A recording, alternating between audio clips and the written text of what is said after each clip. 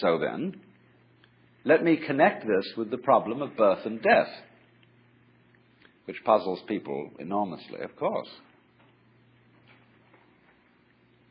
Because in order to understand what the self is, you have to remember that it doesn't need to remember anything.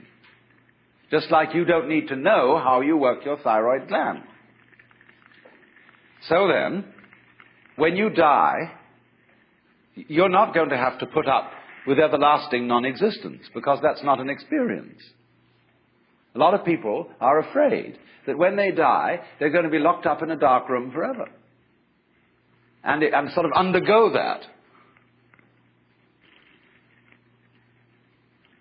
But one of the most interesting things in the world, this is a yoga, this is a way of realization. Try and imagine what it will be like to go to sleep and never wake up. Think about that. Children think about it. It's one of the great wonders of life. What will it be like to go to sleep and never wake up? And if you think long enough about that, something will happen to you. You will find out, among other things, that it'll pose the next question to you. What was it like to wake up after having never gone to sleep? That was when you were born. You see, you can't have an experience of nothing. Nature abhors a vacuum. So after you're dead, the only thing that can happen is the same experience, or the same sort of experience as when you were born. In other words, we all know very well that after people die, other people are born. And they're all you. Only you can only experience it one at a time.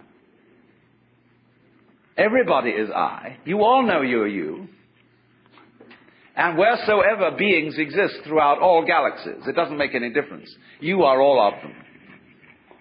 And when they come into being, that's you coming into being. You know that very well. Only you don't have to remember the past. In the same way, you don't have to think about how you work your thyroid gland or whatever else it is in your organism. You don't have to know how to shine the sun. You just do it. Like you breathe. Doesn't it really astonish you that you are this fantastically complex thing? And that you're doing all of this and you never had any education in how to do it? You never learned, but you're this miracle? Well, the point is that from a strictly physical, scientific standpoint, this organism is a continuous energy with everything else that's going on. And if I am my foot, I am the sun. Only we've got this little partial view. We've got the idea that, no, I'm just something in this body. The ego. That's a joke. The ego is nothing other than the focus of conscious attention. It's like a radar on a ship. The radar on a ship is a troubleshooter. Is there anything in the way? And conscious attention is a designed function of the brain to scan the environment, like a radar does, and note for any trouble-making changes. But if you identify yourself with your troubleshooter, then naturally you define yourself as being in a perpetual state of anxiety. And the moment we cease to identify with the ego and become aware that we are the whole organism, you realize as the first thing how harmonious it all is. Because your organism is a miracle of harmony. All this thing functioning together. Even those corpuscles and creatures that are fighting each other in the bloodstream and eating each other up. If they weren't doing that, you wouldn't be healthy.